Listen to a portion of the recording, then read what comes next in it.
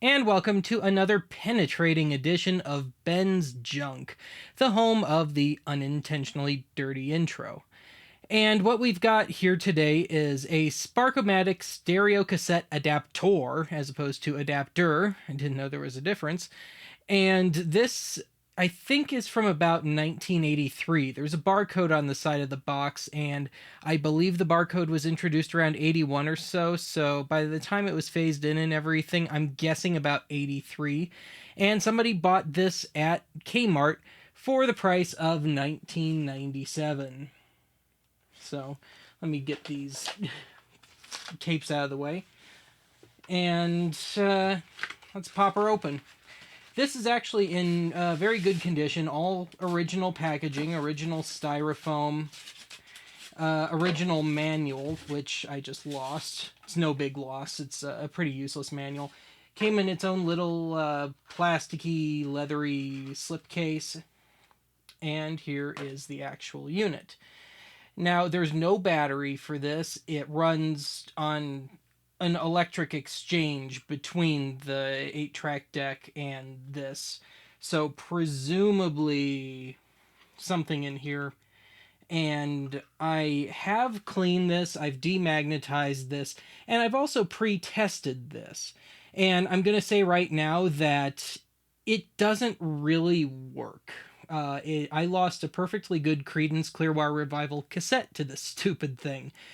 And what it does is it doesn't give out much of a charge, the other 8-track deck, and it's very wobbly, very unstable.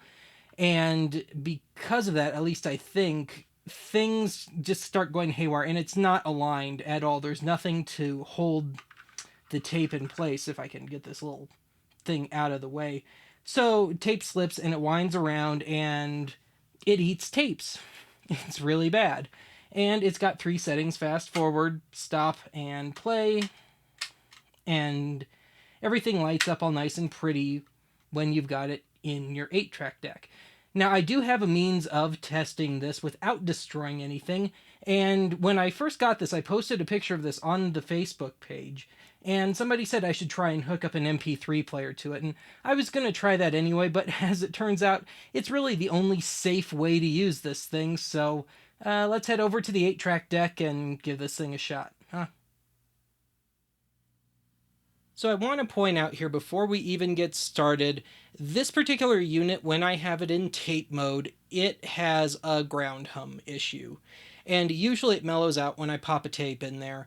And it doesn't exist at all when I have it in radio or auxiliary mode, but it's already got that much going against it.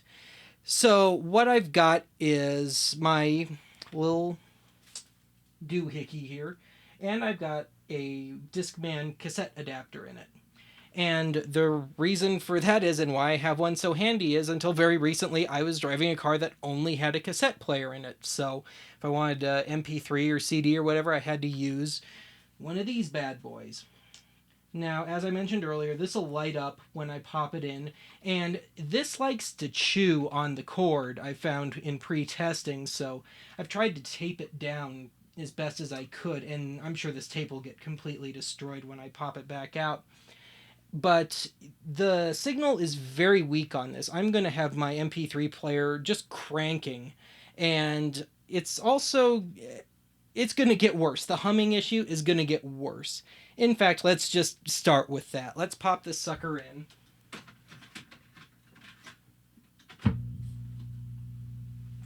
So it already sounds brilliant.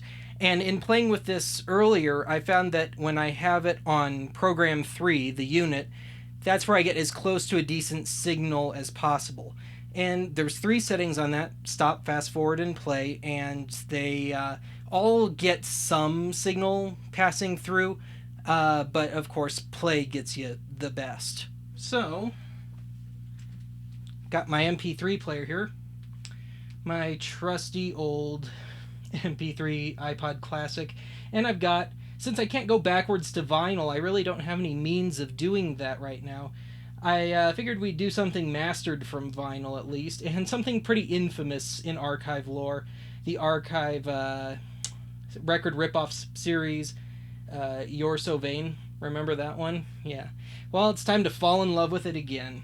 So, this is in stop mode right now. So, it's going to be very weak at first. I have the volume cranking on this. And I'm just going to play around with it. This is all going to be from just the microphone I'm using to talk, and I'll give you a more pure feed when we go to the end credits. But let me just play around with this for a second here.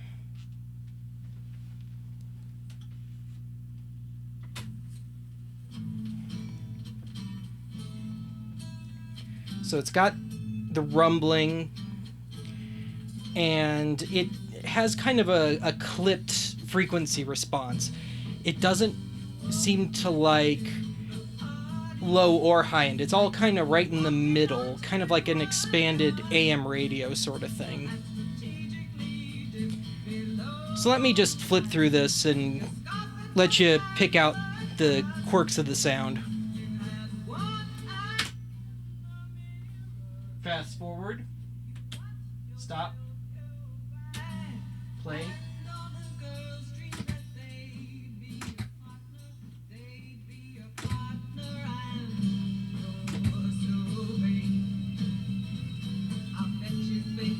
So, isn't that beautiful?